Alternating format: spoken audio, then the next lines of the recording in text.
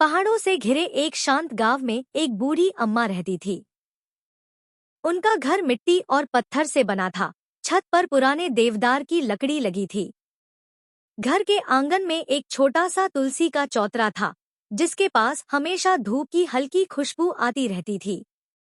अम्मा हर सुबह सूर्योदय से पहले उठती, चूल्हा जलाती, तांबे की केतली में पानी गर्म करती और फिर धीरे धीरे लकड़ी के पुराने दरवाजे को खोलकर बाहर बैठ जाती।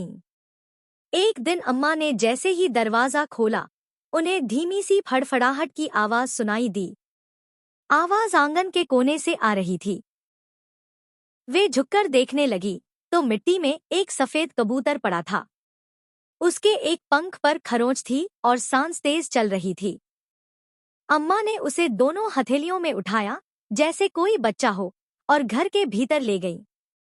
उन्होंने एक मुलायम सूती कपड़ा निकाला, गर्म पानी में भिगोकर कबूतर के पंख साफ किए। कबूतर दर्द से कांप रहा था, इसलिए अम्मा ने उसे अपने आंचल के कोने में ढककर थपथपाया। फिर अम्मा ने अपने स्टील के पुराने डिब्बे से चावल और थोड़े दाने निकाले, पानी में भिगोकर नरम किया और एक छोटी कटोरी में रखकर कबूतर के सामने किया। कबूतर ने धीरे धीरे दाने चुगे।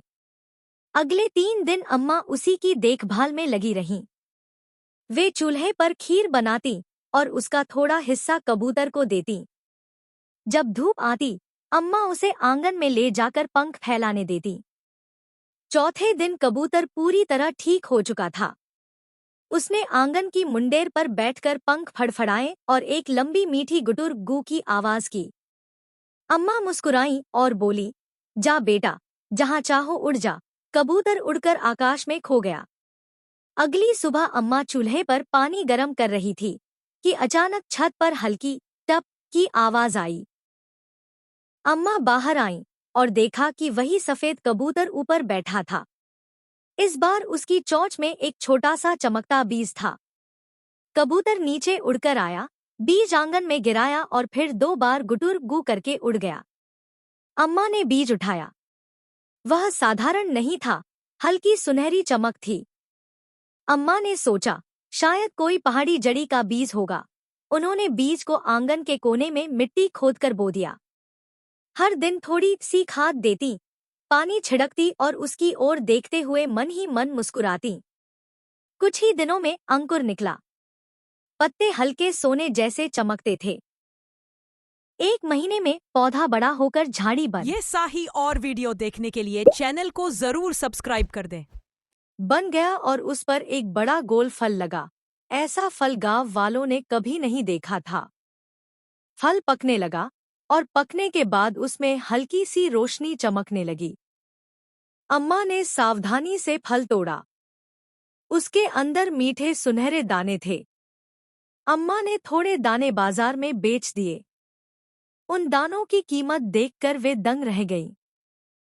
पैसे से उन्होंने घर का टूटा छप्पर ठीक करवाया, नए बर्तन खरीदे और गांव के बच्चों को मिठाई भी खिलाई। गांव की लक्ष्मी मौसी यह सब देख रही थी। वे हमेशा दूसरों की चीज देखकर जल्दी जल जाती थी। उन्होंने मन में सोचा, अगर बूढ़ी अम्मा को कबूतर ने बीज दिया है, तो मुझे भी देगा। बस थोड़ी चालाकी करनी होगी। अगले दिन लक्ष्मी मौसी एक कबूतर पकड़ लाई, पर उसकी सेवा करने के बजाय वे खुद ही चोट लगी होने का नाटक करने लगी। वे कबूतर को दिखा दिखाकर कहती, देखो, मैं तो दुखी हूँ, मुझे भी बीज दे दो। मुझे भी अमीर बनना है। पर कबूतर डर गया और उड़कर पेड़ पर जा बैठा। अगली सुबह लक्ष्मी मौसी जल्दी दरवाजे पर बैठ गईं, उम्मीद में कि कोई बीज गिराएगा। लेकिन कबूतर की जगह एक शरारती जंगली बंदर उनके आंगन में कूद आया।